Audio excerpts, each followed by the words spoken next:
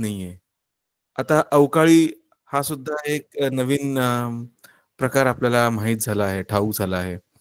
पण मी आता त्या विषयात जात नाही. नाहीतर आपण एरवी आपल्याला माहीत आहे, की पावसाळ्याचे म्हणून काही ठराविक महिने असायचे. त्यानंतर तसंच आपल्याकडे जे हवामान असतं, ज्या प्रकारचं हवामान असतं, तसंच हवामान काही जगात सगळीकडे नसतं. त्यामुळे आपल्याला भौगोलिक परिस्थितीतला फरक सुद्धा जाणून घेतला पाहिजे. म्हणून आपल्याला थोडीशी भूगोलाची माहिती लागेल. भूगोलाची माहिती देताना दिशांची माहिती द्यावी लागेल. तर त्यामुळे आपले हे सगळे ह्या पुढचे शब्दावलीसाठी म्हणा, व्होकॅब्युलरीसाठी म्हणा, हे विषय असणार आहेत. हवामान, दिशा, महिने आणि ऋतू. आपण महिन्यांपासून सुरुवात करू. महिन्यांची नावं खूप सोपी आहेत. शिवाय आजच नवीन महिना सुद्धा सुरू झाला आहे. तर त्यामुळे आपण महिन्यांची नावं आधी सुरुवातीला पाहू. आधी उच्चार नीट ऐका.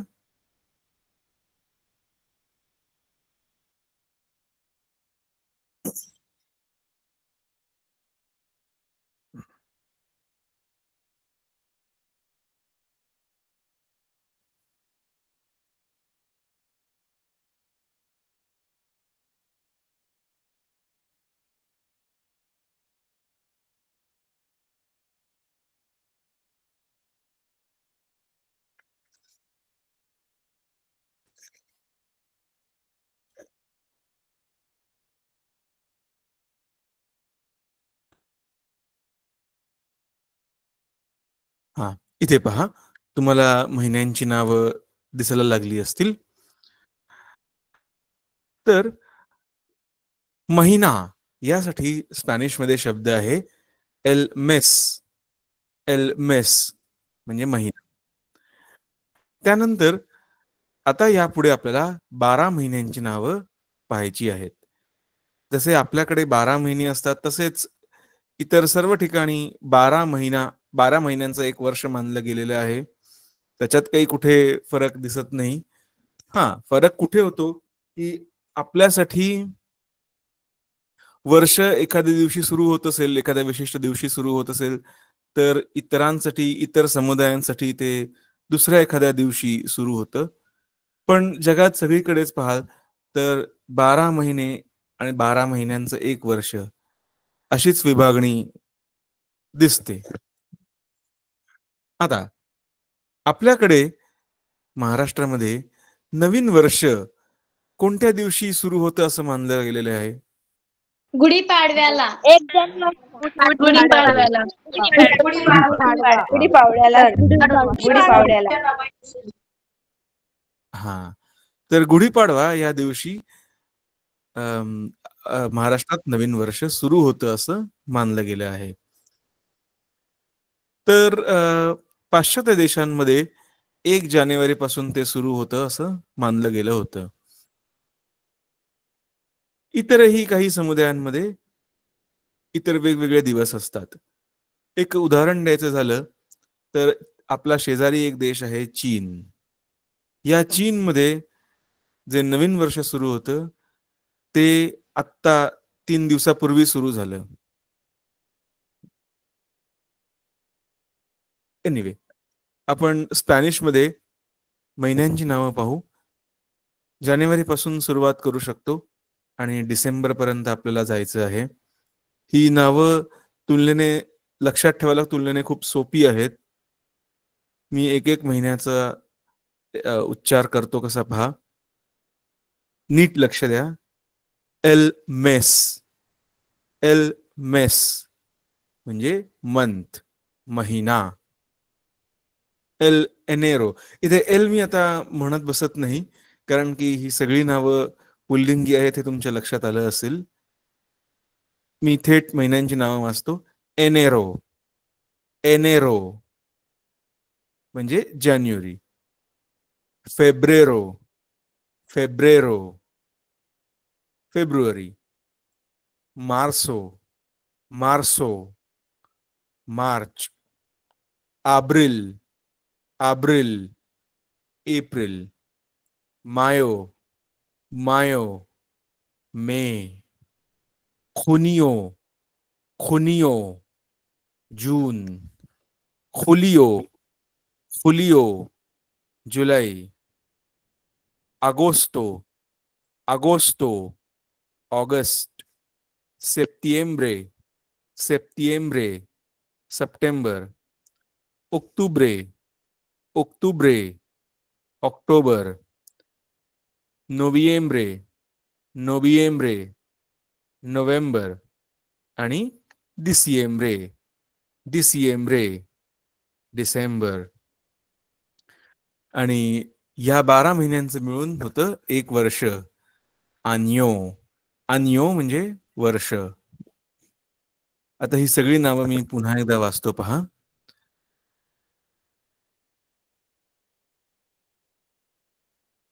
el mes, el mes, el enero, enero, febrero, febrero, marzo, marzo, abril, abril, mayo, mayo, junio, junio, julio, julio, agosto, agosto, septiembre, septiembre, octubre, octubre, noviembre, noviembre, diciembre, diciembre आणि año, सर मी वाचू का? año. Sir मी वाचू तर मी वाचू का Kalyani? Sir मी वेद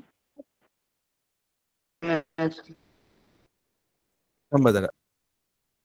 तर ही 12 महिन्यांची नावं झाली. या ठिकाणी एक महत्वाचा या ठिकाणी काही महत्वाच्या गोष्टी आधी आपल्याला लक्षात घ्यायच्या आहेत. तुम्ही ही नावं स्पॅनिशमध्ये आणि इंग्लिशमध्ये पाहाल, त्यांची स्पेलिंग पाहाल, तर तुम्हाला एक मुख्य फरक दिसेल. बघा, कोणा तो फरक दिसतोय का? सर पहिलं अक्षर जे ना ते पहिला D वरून आहे अक्षर ना, सेम आहे. जो फर्स्ट अक्षर आहे ना, त्याच्या वेगळा आहे इंग्लिश मधला आणि स्पॅनिश भाषेमधला. पहिल्या अक्षराबद्दल एक मिनिट, पहिल्या अक्षराबद्दल बोलायचं. पहिल्या अक्षराबद्दल बोलायचं. प्रत्येक महिन्याचं पहिलं अक्षर पहा स्पॅनिशमध्ये आणि इंग्लिशमध्ये. त्यात नक्की काय फरक दिसतोय?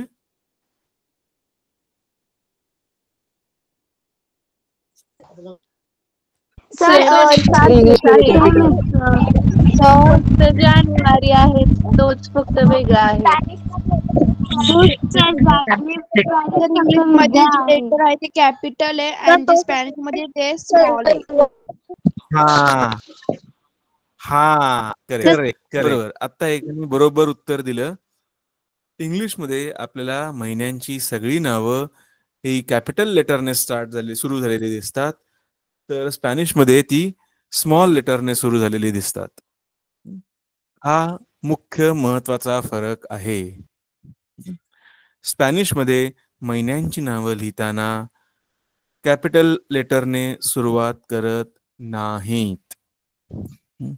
इंग्लिशमधले आणि स्पॅनिशमधले स्पेलिंगचे नियम वेगळे आहेत.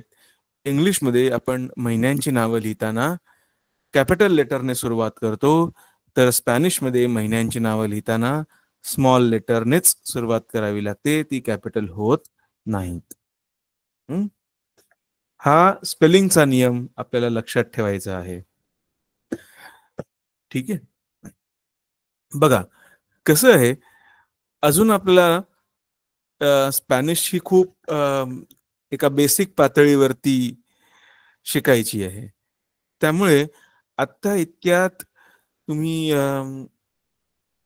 तुम्हाला परिच्छेद वाचता येतील, समजतील, किंवा तुम्हाला स्वतःला ते लिहिता येतील, बोलता येतील अस्खलितपणे वगैरे. इतक्या पातळीपर्यंत आपण इतक्या लगेच पोहोचणार नाही. आपल्याला त्यासाठी थोडासा वेळ लागेल. कोणतीही भाषा शिकायची तर 4 टप्पे आपल्याला पार करावे लागतात. पहिली गोष्ट म्हणजे ऐकून समजणं. दुसरी गोष्ट म्हणजे लिहिलेलं वाचून समजणं. तिसरी गोष्ट म्हणजे बोलता येणं. आणि चौथी गोष्ट म्हणजे जे आपल्याला बोलायचं असतं ते लिहून सुद्धा दाखवता येतं. लिसनिंग, रीडिंग, स्पीकिंग आणि रायटिंग असे हे 4 टप्पे असतात. या टप्प्याने आपल्याला भाषा शिकायची आहे. सध्या आपल्याला काय करायचं आहे तर ऐकून समजून घ्यायचं आहे. म्हणून मी म्हणत होतो आत्ताही की जेव्हा मी वाचतो तेव्हा उच्चारांकडे लक्ष द्या, म्हणजे जेणेकरून तुम्हाला ते शब्द नीट वाचता येऊ लागतील. जेव्हा तुम्ही स्वतः सुद्धा हे शब्द वाचाल त्यावेळेला तुम्हाला मी सांगितलेल्या उच्चारांप्रमाणे वाचता येऊ लागेल. मग त्यानंतर हळूहळू जसे आपल्याला आणखीन शब्द माहित होतील, आणखीन वाक्यरचना माहित होतील, मग त्यानंतर हळूहळू आपल्याला बोलता येऊ लागेल. आणि शेवटी मग आपल्याला जे आपल्याला बोलायचं असतं ते लिहूनही दाखवता येऊ शकेल. तर त्यासाठी थोडासा वेळ जावा लागेल. आणखीन एक महत्वाची गोष्ट आपल्याला भाषा शिकताना टाळायची आहे, ती म्हणजे भाषांतराचा वापर करायचा नाहीये. आपल्याला खूप इच्छा होते, मोह होतो, की आपण जसं मराठीत बोलतो तसं आपल्याला स्पॅनिशमध्ये कसं बोलता येईल किंवा कधी बोलता येईल. तर त्याचं उत्तर असं आहे, की आपण जसं मराठीमध्ये बोलतो तसं आपल्याला स्पॅनिशमध्ये सुद्धा बोलता येईल. फक्त त्यासाठी आपल्याला थोडा वेळ द्यावा लागेल. ते आता इतक्यात ह्या क्षणी लगेच जमणार नाही. आपल्याला स्पॅनिशमध्ये लिहिता बोलता येण्यासाठी सगळ्यात आधी शब्द माहीत हवेत. शब्दांचे नेमके अर्थ माहीत हवेत. कधी-कधी काय होतं, आपल्याला आपण जर समजा Google ट्रान्सलेट किंवा इतर काही साधनं वापरली, तर त्याचा जसा फायदा होऊ शकतो, तसा तोटाही होऊ शकतो आणि तोटा आपल्याला नेमका माहिती नसतो. एक उदाहरण देतो. घेणे. घेणे हा शब्द आपण वेगवेगळ्या अर्थाने वापरू शकतो. उदाहरणार्थ काही जण म्हणू शकतात, तुम्ही चहा घेतलात का? तर चहा घेणे म्हणजे काय? तर चहा पिणे असा अर्थ असतो. Yes sir. हो सर. चहा पिणे. पण होतं असं की अनेकदा Googleला सुद्धा किंवा इतर जो तुम्ही साधनं वापरत असाल तर त्यांना सुद्धा शब्दांचे वेगवेगळे अर्थ ते आपण कशा पद्धतीने वापरतो भाषेमध्ये ते नक्की ठाऊक नसतं. त्यामुळे आपल्याला चुकीचं भाषांतर दिलं जाऊ शकतं. त्यासाठी आपल्याला भाषांतरावरती अवलंबून राहायचं नाहीये. त्या भाषांतर करणाऱ्या साधनांवरती Google ट्रान्सलेट सारख्या साधनांवरती अवलंबून राहायचं नाहीये. तर आपल्याला एखादी भाषा कशा पद्धतीने ते लोक बोलतात आणि वापरतात ते आधी समजून घ्यायचं आहे, शिकायचं आहे. जसं आता मी एक उदाहरण दिलं. आता वेगवेगळ्या भाषेमध्ये देणे, घेणे वगैरे ह्यासाठी वेगवेगळे शब्द वेगवेगळ्या संदर्भात वापरले जाऊ शकतात.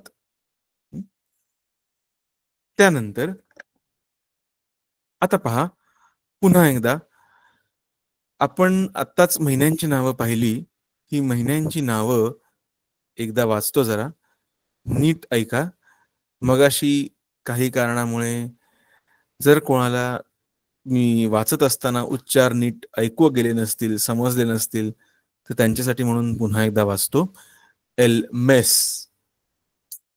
एल एनेरो, एल फेब्रेरो, एल मार्सो, एल abril, el mayo, el junio, el julio, el agosto, el septiembre, el octubre, el noviembre, el diciembre, el año. तर ही झाली महिन्यांची नावं. आता मी ज्यांना सांगणार आहे तेच फक्त वाचतील इतरांनी कोणीही मी वाचू का मी वाचू का म्हणून विचारायचं नाहीये, कारण त्यातच आपला क्लासचा बराच वेळ जाऊ शकतो. ठीक आहे. त्यामुळे मी ज्यांचं नाव घेईन तेवढ्यानेच वाचायचं आहे. जर एखाद्याला काही कारणाने म्यूट करता येत नसेल किंवा वाचता येत नसेल किंवा आवाज पोहोचत नसेल तर मी दुसऱ्या कोणाचं तरी नाव घेईन. पण तोपर्यंत मी वाचू का मी वाचू का म्हणून प्रत्येकाने अनम्यूट करून विचारायचं नाहीये. आणि आणखीन एक गोष्ट की एकदा एखाद्याला वाचण्याची संधी दिल्यानंतर दुसऱ्यांनाही संधी द्यावी लागेल. तर त्यामुळे एकाच क्लासमध्ये एकाच विद्यार्थ्याला दोनदा किंवा तीनदा संधी देता येईल असं नाही. आता विवेक चव्हाण. विवेक चव्हाण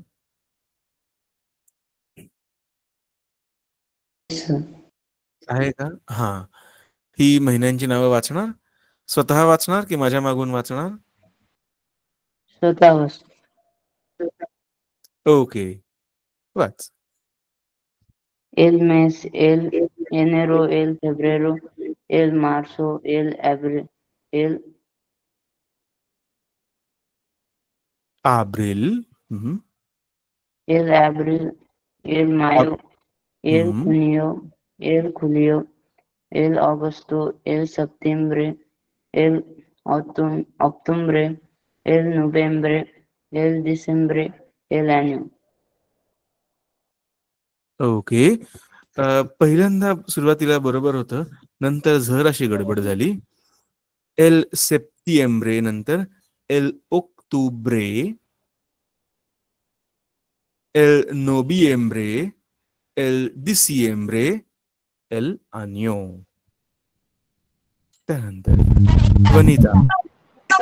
सर मी वाचू नयन. सर मी नयन वाचू. सर मी नयन.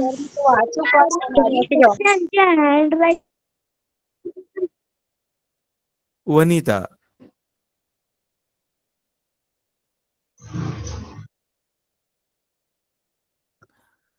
तर एक डाऊट होता. ठीक आहे. हा, काय प्रश्न आहे? काय डाऊट होता? तर ते एल आणि ओ नाहीये का, तर ते एनच्या वरती ते जे दिलेलं आहे साईन, तर त्याचा काय अर्थ होतो? अच्छा, त्याला नाव आहे तिल्डे. हा, तिल्डे. आणि त्या तिल्डेचा वापर एवढ्यासाठीच करतात, न आणि न्य या दोन उच्चारांमधला फरक दाखवण्यासाठी तो वापर केला जातो. या स्पेलिंग मध्ये जर त्या एनच्या वरती ती खूण ते चिन्ह नसतं तर मग आनो असं म्हटलं असतं. आनो. पण आपल्याला तसा उच्चार करायचा नाहीये. आपल्याला आनियो, आनियो असा उच्चार हवा आहे. आणि म्हणून एनच्या वर ती खूण केली आहे. तिला तिल्डे असं म्हणतात. तिल्डे.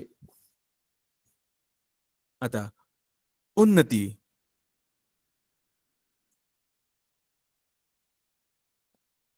हॅलो सर, मला एक विचारायचं होतं. बोल.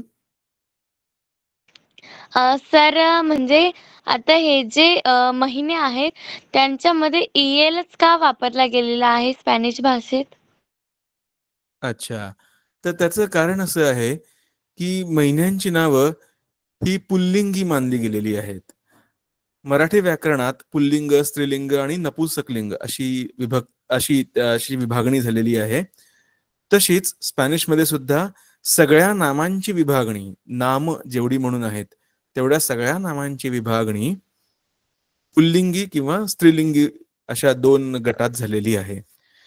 स्पॅनिश मध्ये जी नावं पुल्लिंगी असतात त्यांच्यासोबत एल ह्याला आर्टिकल म्हणतात, ते वापरलं जातं. त्यावरून एल वरून आपल्याला समजू शकतं की ते नाम पुल्लिंगी आहे. त्यानंतर तेजस आहे का? तेजस पगारे.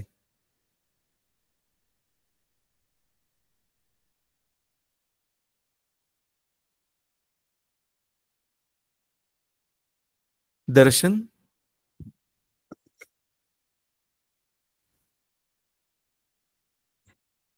कल्याणी,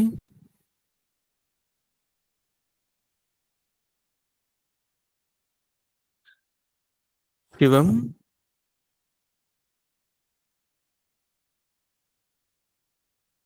हरिओम,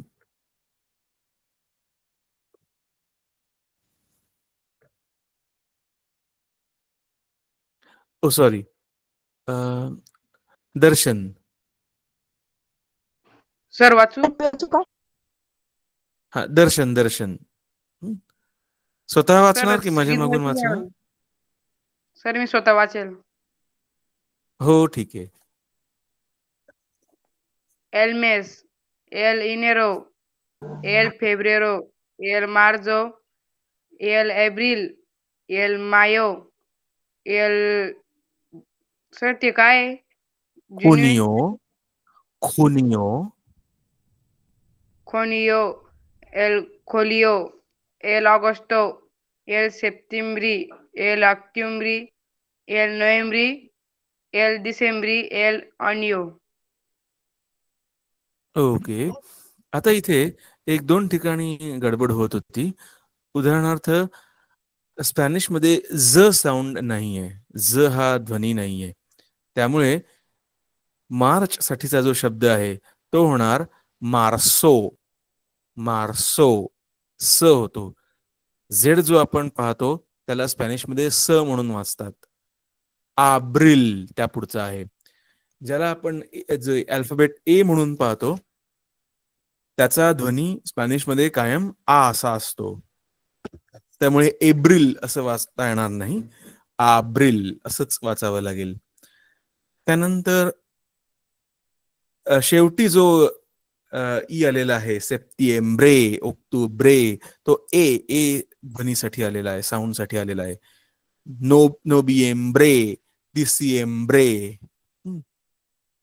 आणि आणखीन एक कधी कधी मी पाहिलेलं आहे मराठीमध्ये ऑक्टोबरचा उच्चार ऑक्टोंबर असा करतात. इंग्लिशमध्ये तो उच्चार ऑक्टोंबर असा नाहीये, तर ऑक्टोबर असा आहे. तिथे म हा ध्वनी येत नाही. स्पेलिंग मध्ये सुद्धा येत नाही, उच्चारात सुद्धा येत नाही. इंग्लिशमध्येही येत नाही, स्पॅनिश मध्येही येत नाही. त्यामुळे इंग्लिशमध्ये ऑक्टोबर आणि स्पॅनिश मध्ये ओक्टुब्रे. त्यानंतर आता वेदिका मोरे. वाचू का सर मी? हा वाच.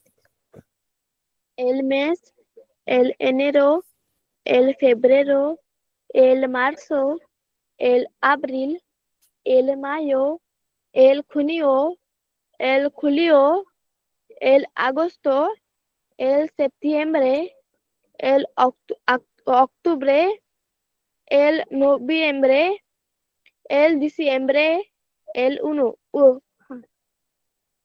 आन्यो. वाचलं. El पहा año. आता, हा पहा आता आज आपला क्लास हा व्यवस्थित चाललेला आहे, कारण की मी वाचू का म्हणून गोंधळ होत नाहीये. त्यामुळे आज ज्यांनी ज्यांनी स्वतःहून वाचलं, पहिली गोष्ट म्हणजे त्यांना स्वतःला ते वाचता आलं आणि त्यांनी ते बऱ्यापैकी बरोबर वाचलं. हे सगळं शक्य होतं, होऊ शकतं, पण त्यासाठी आपल्याला क्लासमध्ये गोंधळ करून चालणार नाही. त्यामुळे ज्या विद्यार्थ्याला प्रश्न विचारण्यात येईल त्यावेळेला त्याच विद्यार्थ्याने त्याचं उत्तर द्यायचं आहे. त्यानंतरची गोष्ट म्हणजे जे कोणी वाचत होते ते बऱ्यापैकी बरोबर वाचत होते आणि मध्येच कोणीतरी थांबवलं नाही किंवा मध्येच कोणीतरी लक्ष विचलित केलं नाही, त्यामुळे त्यांना ते व्यवस्थित पूर्ण करता आलं देखील. नाहीतर आपल्याला वाचून पूर्ण करता येत नाहीत. कधी कधी आपल्याला त्यासाठी बराच वेळ द्यावा लागतो आणि त्याच्यात बराच वेळही जातो. त्यामुळे आत्ता जसं आपला हा क्लास चाललेला आहे तसा आपण चालू ठेवायचा आहे. यानंतर आपण जरा पुढच्या व्होकॅब्युलरीकडे जाऊया. पुढचा विषय आहे सीझन्स म्हणजे ऋतू. आता ह्यासाठी 4 शब्द इथे आपल्याला दिसत आहेत. आता हे 4 का बरं दिसत आहेत? तर त्याचं कारण आपल्याला जरा समजून घ्यायचं आहे. थोड्या वेळापूर्वी मी म्हणालो होतो की आपल्याकडे जशी भौगोलिक परिस्थिती आहे तशीच भौगोलिक परिस्थिती जगभर नाही, आणि त्यामुळे आपल्याकडे जसे ऋतू आपल्याला अनुभवता येतात तशाच प्रकारे ते जगभरात अनुभवता येत नाहीत. आपल्याकडे उन्हाळा, पावसाळा हे 2 मुख्य ऋतू आहेत, आणि काही काळ आपल्याकडे थोडीफार थंडी देखील असते. पण तरी देखील आपल्याकडे उन्हाळा जेवढा कडक असतो किंवा थंडी जेवढी सौम्य असते, महाराष्ट्राचा विचार केला तर उन्हाळा जेवढा कडक असतो आणि थंडी जेवढी सौम्य असते, तशीच परिस्थिती इतर ठिकाणी नसते. आपण जर युरोपमध्ये गेलो तर त्या ठिकाणी आपल्याला पावसाळा नावाचा कुठलाही वेगळा स्वतंत्र ऋतू दिसत नाही. वर्षभरात कधीही पाऊस पडू शकतो. अर्थात पाऊस पडण्याचं प्रमाण त्यातल्या त्यात जास्त एप्रिल, मे, जून या काळात असतं, किंवा त्यानंतर इतरही काही महिने आहेत ज्याच्यात अधूनमधून पाऊस पडतो किंवा पडू शकतो. पण पावसाळा म्हणून असा काही वेगळा ऋतू मानला गेलेला नाही. त्यामुळे त्यासाठी एखादा शब्द सुद्धा वापरला जात नाही. युरोपमध्ये 4 ऋतू आहेत. ते कोणते आहेत ते पहा. एल बेरानो, एल बेरानो, एल ओतोनियो, एल ओतोनियो, एल इन्बियर्नो, एल इन्बियर्नो आणि ला प्रिमाबेरा, ला प्रिमाबेरा. हे ते 4 ऋतू आहेत. स्पेन आणि भारत हे दोनही भौगोलिक दृष्ट्या उत्तर गोलार्धात आहेत. तुम्ही भूगोलात शिकला असाल, पृथ्वी चे 2 गोलार्ध मानले गेलेले आहेत. पृथ्वी ही बऱ्यापैकी गोल आहे आणि 2 गोलार्ध मानले गेलेले आहेत. विषुववृत्ताने समवृत्ताने ते एकमेकांपासून वेगळे केले आहेत. हे फक्त ही सगळी जी सोय आहे ना, ही फक्त तांत्रिक आहे. समवृत्त, विषुववृत्त किंवा कर्कवृत्त या नावाचे कुठलेही पट्टे हे असे कोणीही खडूने किंवा इतर कुठल्याही साधनाने ओढलेले नाहीयेत. हे काल्पनिक पट्टे आहेत, पण ते आपल्या सोयीसाठी आपण मानलेले आहेत. तर समवृत्त, कर्कवृत्त आणि विषुववृत्त अशी 3 वृत्त आहेत, हे तुम्ही भूगोलात शिकला असाल. तर समवृत्तापासून आपण समवृत्ताच्या उत्तरेला आपण राहतो. भारत हा समवृत्ताच्या उत्तरेला आहे, आणि स्पेन सुद्धा समवृत्ताच्या उत्तरेला आहे. त्यामुळे आपण दोघेही म्हणजे स्पेन आणि भारत हे दोन्ही देश उत्तर गोलार्धात आहेत असं आपण म्हणतो. तर इतर काही देश दक्षिण गोलार्धात आहेत, ते समवृत्ताच्या दक्षिणेला आहेत, म्हणजे ते दक्षिण गोलार्धात आहेत असं मानलं गेलं आहे. आता गंमत अशी आहे की उत्तर गोलार्धात सगळीकडेच सारखं हवामान किंवा वातावरण असतं का? तर तसं नाही. किंवा दक्षिण गोलार्धात सगळीकडे सारखंच हवामान वातावरण असतं का? तर तसंही नाही. समवृत्तापासून जसे आपण दूर दूर जात जातो तसे आपल्याला वेगवेगळे भौगोलिक अनुभव पाहायला मिळतात. म्हणजे समवृत्ताच्या जवळ असताना दिवस आणि रात्र यांच्यामधला फरक हा अत्यंत कमी असतो.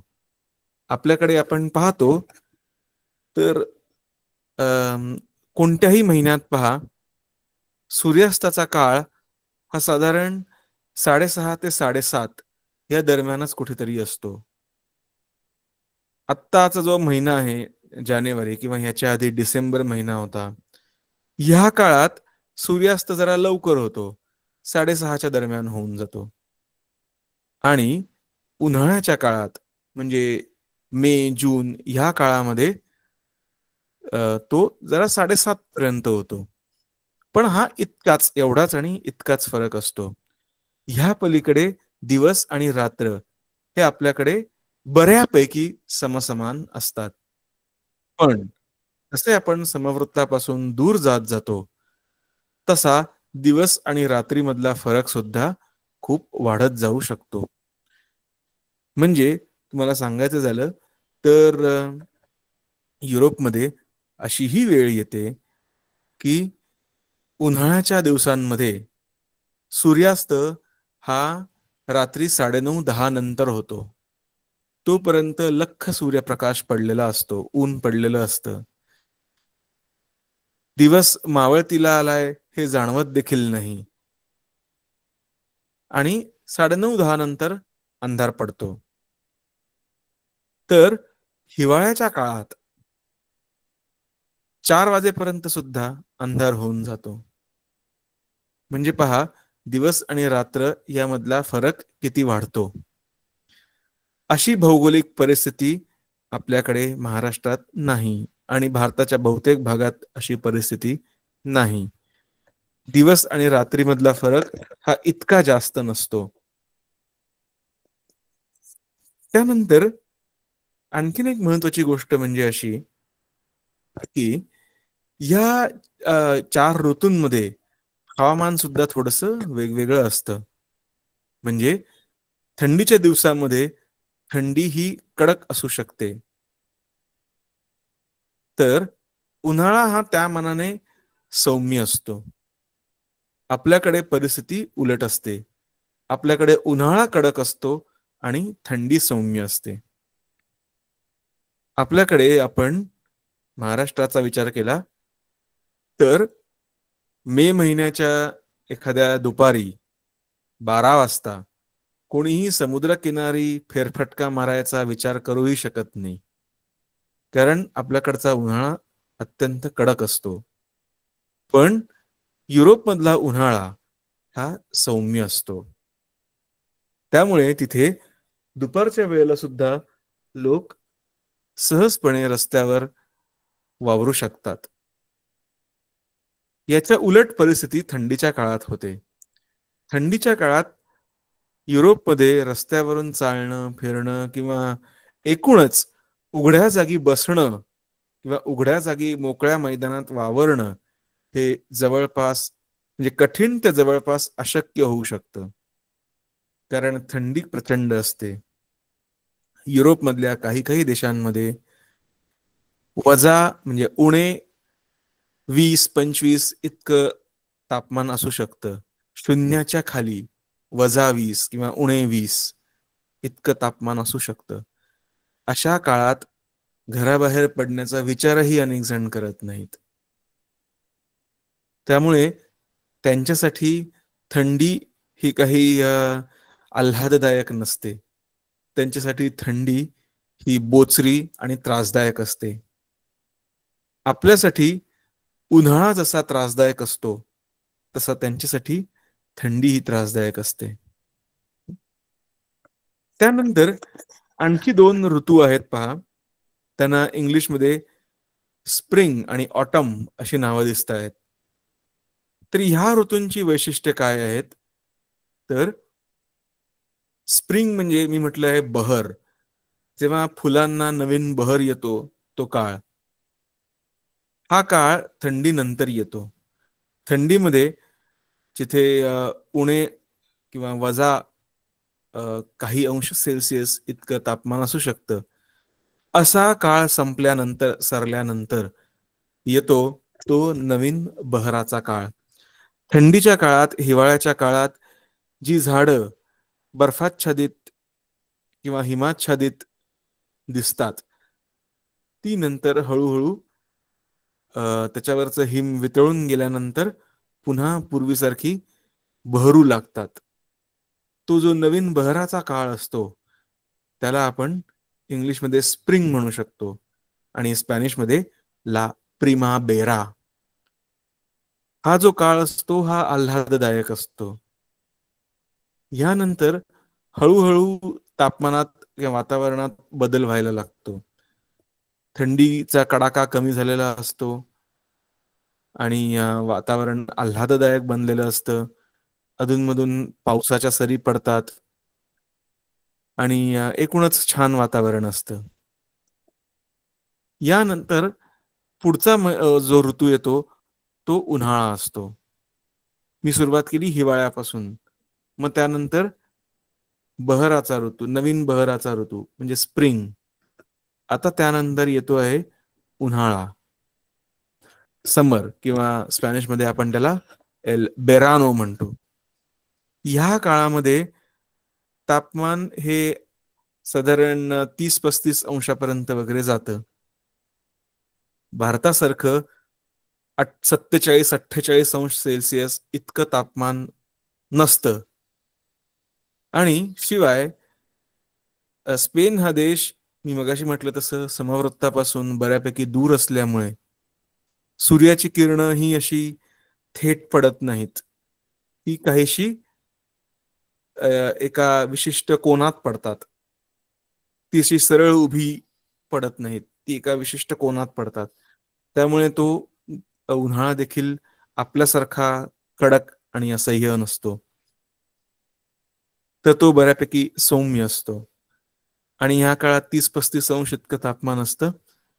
आणि हा काळ हा युरोपियन लोकांना जास्तीत जास्त आवडतो, कारण ह्या काळामध्ये त्यांना कपड्यांचे एकावर एक थर घालून बसावं लागत नाही.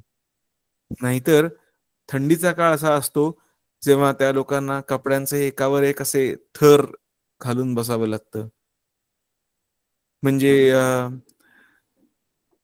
अंडरगार्मेंट्स वरती थर्मल वेअर, मग त्यानंतर पातळ जॅकेट, मग थोडं जाड जॅकेट, पातळ स्वेटर सॉरी, मग त्यानंतर त्याच्यावरती जाड स्वेटर, मग त्यावर जॅकेट, मग त्यावर ओव्हरकोट, अशी अनेक थरांची ती रचना असते. म्हणजे अगदी प्रत्येक बोट आणि प्रत्येक नख झाकावं लागतं, नाहीतर थंडीमध्ये गारठण्याचा आणि बधिरता येण्याचा धोका असतो. मी तुम्हाला एक किस्सा सांगू शकतो. काही वर्षांपूर्वी, 5-1 वर्षांपूर्वीची गोष्ट आहे. माझ्या दुसऱ्या एका क्लासमध्ये, मी जर्मन शिकवतो त्या क्लासमध्ये, एक महिला त्या होत्या, जॉईन व्हायच्या, त्या लर्नर होत्या, त्या सुद्धा शिकत होत्या. वयाने त्या थोड्याशा मोठ्या होत्या, त्या जर्मन शिकत होत्या.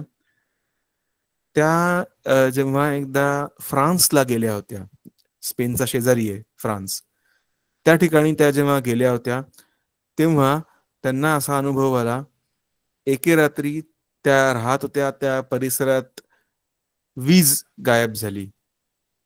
म्हणजे वीज पुरवठा खंडित झाला. भारनियमन म्हणतो ना आपण, तसं मुद्दाम झालं नव्हतं, पण वीज पुरवठा खंडित झाला होता. आणि त्यामुळे त्यावेळेला त्यांच्याकडचे जे हीटर होते ते बंद पडले आणि पूर्ण रात्र त्यांना कडाक्याच्या थंडीत घालवावी लागली. इतकी थंडी होती की त्यानंतर दुसऱ्या दिवशी सकाळी बराच वेळ त्यांच्या बोटांची हालचालच होईना. बोट अशी थिजली होती. अशा प्रकारची परिस्थिती उद्भवू शकते. म्हणून त्यांना कायम, तिथल्या लोकांना कायम असे थंडीचे कपडे घालूनच वावरावं लागतं. आणि तो घालून सतत वावरण्याचा एक प्रकारचा कंटाळा, उबग येतो. आणि म्हणून त्यांना उन्हाळा हा ऋतू जरा जास्त प्रिय वाटतो. आपल्याकडे फार कोणाला उन्हाळा आवडेल असं नाहीये, पण युरोपियन लोकांना उन्हाळा मात्र आपल्या तुलनेत जरा जास्त आवडतो. आणि या उन्हाळ्यानंतर थंडी सुरू होण्याआधीचा काळ असतो, तो म्हणजे ऑटम. त्याला मी मराठीत पानगळ असं म्हटलेलं आहे. म्हणजे ह्या काळामध्ये जी झाडं असतात, ती झाडं आपापली त्या झाडांची पानं गळून पडतात आणि ती झाडं ही शुष्क होतात. आणि मग हळूहळू त्यावरती हिम साठायला लागतं आणि थंडीच्या काळात तीच झाडं हिमाने आच्छादून जातात. तर हे अशा प्रकारचं दृश्य आपल्याला वेगवेगळ्या ऋतूंमध्ये दिसतं. आपल्याकडे महाराष्ट्रामध्ये अशी परिस्थिती कधी नसते. म्हणजे सगळीच्या सगळी झाडं ही एखाद्या विशिष्ट ऋतूमध्ये बहरतात किंवा त्यांची पानं, फुलं एखाद्या विशिष्ट ऋतूमध्ये गळून पडतात, असं काही आपल्याकडे होत नाही. आपल्याकडे सगळी झाडं वर्षाचे 365 दिवस हिरवीगार आणि ताजीतवानी दिसू शकतात. तर हा जो फरक आहे दोन्ही भौगोलिक परिस्थितीमधला, हा आपल्याला थोडासा नीट समजावून घेतला पाहिजे. नाहीतर पंचायत अशी होते की जरी आपण इंग्लिशमध्ये बोलायला सुरुवात केली तरी देखील समोरच्या व्यक्तीला आपलं म्हणणं नेमकेपणे समजेल असं नाही, त्याचं म्हणणं आपल्यापर्यंत पोहोचेल असं नाही. एक उदाहरण देतो म्हणजे समजेल. आपल्यासाठी आपण जेव्हा म्हणतो की खूप गरम होतंय, उन्हाळ्यात आपण म्हणतो खूप गरम होतंय, तर गरम होतंय म्हणजे काय? आपल्याला कधी 25 अंश तापमानात गरम होईल का? नाही होणार कदाचित. पण युरोपियन लोकांना 25 अंश तापमानात सुद्धा गरम होऊ शकतं. ते म्हणू शकतात इट्स हॉट, खूप गरम होतंय, आणि तापमान असू शकतं फक्त 25 अंश. हा जो फरक आहे हा आपल्याला नीट समजावून घेतला पाहिजे आणि लक्षात ठेवला पाहिजे. जेव्हा एखादा युरोपियन माणूस म्हणतो की इट्स हॉट, खूप गरम होतंय, तेव्हा त्याच्या कल्पनेत तापमान 25 अंश सुद्धा असू शकतं आणि आपण त्याला मूर्खात काढू शकतो की अरे काय 25 अंश तापमान आहे आणि तू काय म्हणतो मला गरम होतंय. तर हा जो फरक असतो हा भौगोलिक परिस्थितीमधला फरक आहे, जो भाषेमध्ये सुद्धा आपल्याला दिसून येतो. आणि म्हणून जेव्हा दोन वेगवेगळ्या देशातले लोक एकमेकांशी बोलायला सुरुवात करतात तेव्हा त्यांना हे जे मधले जे या ज्या रिकाम्या जागा असतात किंवा या ज्या गॅप्स असतात, या न समजल्यामुळे त्यांच्या संवादामध्ये, त्यांच्या संभाषणामध्ये गैरसमज होण्याचा एक छोटासा धोका असू शकतो. आणि म्हणून आपल्याला नवीन भाषा शिकताना ती नीट, व्यवस्थित, वेगवेगळे शब्द, त्यांचे अर्थ, वेगवेगळे अर्थ, हे सगळं नीट समजून घेऊन ती शिकावी लागते. ठीक आहे. यावरती कोणाला काही शंका असतील तर विचारा. सर मला ना यावरती एक सांगायचं आहे, सांगू का? जागृती. बोल बोल बोल बोल बोल बोल. सर म्हणजे आता जसं तुम्ही सांगितलं ना की 25 अंश डिग्री सेल्सिअसने जेव्हा तापमान असतं तेव्हा काही जण म्हणतात की किती गरम होतंय. हे म्हणजे हे असेच लोक म्हणतात ना जे कायम म्हणजे AC मध्ये असतात, त्याच लोकांना त्यावेळेला जास्त गरम होतं ना. फक्त काय फरक असा आहे ना की युरोपमध्ये नैसर्गिक AC असतो. नैसर्गिक AC म्हणजे तिथलं तापमानच हे कधी आपल्यासारखं 40 आणि 45 अंश नसतं.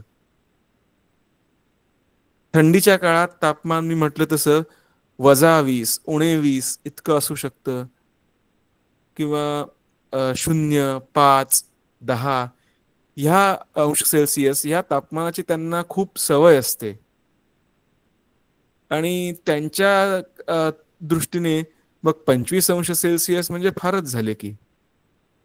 -20 ते 25 अंश केवढा फरक आहे पहा. किमान 45 ते 50 अंशाचा जेव्हा अंश सेल्सिअसचा फरक पडतो तापमानात, तेव्हा एखाद्याला नक्कीच गरम होईल ना. आपल्याकडच्या तापमानात कधी 50 अंशाचा फरक नाही पडत. सॉरी सर, मला माहित नव्हतं. नाही माहित नव्हतं ते ठीक आहे. पण म्हणजे मी तुम्हाला गंमत म्हणून सांगतोय पहा, की म्हणजे हा किती फरक पडतो पहा, असं लक्षात घ्या, ते समजून घ्या. तुम्हाला ते माहीत असणं अपेक्षित नाहीये, पण समजून घेतल्यानंतर तुम्हाला ते त्याच्यातून वेगळं काहीतरी शिकल्याचा आनंद मिळणं हे अपेक्षित आहे. सर, हां. स्पेन हां. या देशात बर्फ पडतो का? कधीतरी काही ठिकाणी पडू शकतो. इतर काही जे युरोपियन देश आहेत, त्या तुलनेत स्पेन हा तसा दक्षिणेकडचा असल्यामुळे स्पेनमधलं वातावरण हे इतर युरोपियन देशांच्या तुलनेत बरं असतं असं म्हणतात तिथले लोक. पण तरी देखील क्वचित काही ठिकाणी कधीतरी पडूही शकतो. जे डोंगराळ प्रदेश आहेत त्या ठिकाणी पडू शकतो. जे समुद्र किनाऱ्यालगतचे प्रदेश आहेत त्या ठिकाणचं त्या ठिकाणी तेवढा फरक पडत नाही. सर, काश्मीर मध्ये हां. बोल बोल बोल. पडतो ना? काय? काश्मीर मध्ये खूप जास्त प्रमाणात बर्फ पडतो ना? हो हो हो. डोंगराळ प्रदेश आहे ना. तर जागृती, आज काहीतरी नवीन शिकल्याचा आनंद मिळाला का? येस. हो सर, मला ना म्हणजे आजपर्यंतचे क्लासेस झाले ना त्यामध्ये एवढं काही समजत नव्हतं, पण आजच्या क्लासेसमध्ये ना मला भरपूर काही म्हणजे असं एक्साइटेड वाटली आणि भरपूर काही असं वेगळं शिकायला पण भेटलं. अच्छा, येस ठीक आहे. सर, गुड खूप गुड गुड. काही नवीन शिकायला मिळालं. हां. येस बोला सर. बोला.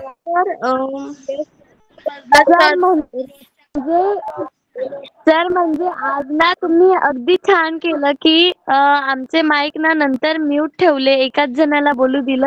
यामुळे ना म्हणजे आपल्या क्लासमध्ये आपण जास्त एक्स्ट्राचं पण शिकू शकलो आणि या म्हणजे नाहीतर काय होतं की आम्ही आमच्यासारखे जे काही मुलं असतात ते आम्ही म्हणतो की सर आम्ही बोलू का, त्यामुळे गोंधळच होऊन जातो आणि बाकीच्यांना पण चान्सच नाही मिळत मग. हो हो हो. सर, मला प्रश्न विचारायचा सगळ्यांना होता. चान्स भेटला पाहिजे. हो हो हो. मान्य आहे, मान्य आहे. बरोबर आहे. सर, बाकीचे जे शब्द आहेत त्यांच्या आधी EL लावलेला आहे. जो शेवटचा शब्द आहे त्याच्या अगोदर LA का लावलेला आहे? हां. जसं मी थोड्या वेळापूर्वी सांगत होतो, की स्पॅनिशमध्ये सगळी नामं जी आहेत ती एकतर पुल्लिंगी तरी आहेत किंवा स्त्रीलिंगी तरी आहेत. जशी मराठीमध्ये पण आहेत ना, पुल्लिंगी, स्त्रीलिंगी, नपुंसकलिंगी असतात. तशी स्पॅनिशमध्ये पुल्लिंगी तरी असतात किंवा स्त्रीलिंगी तरी असतात. जी पुल्लिंगी नामं असतात त्यांच्या अगोदर एल हे आर्टिकल म्हणून वापरलं जातं. त्यावरून आपल्याला समजतं की ते नाम पुल्लिंगी आहे आणि ला असं असेल तर त्याचा अर्थ ते नाम स्त्रीलिंगी आहे.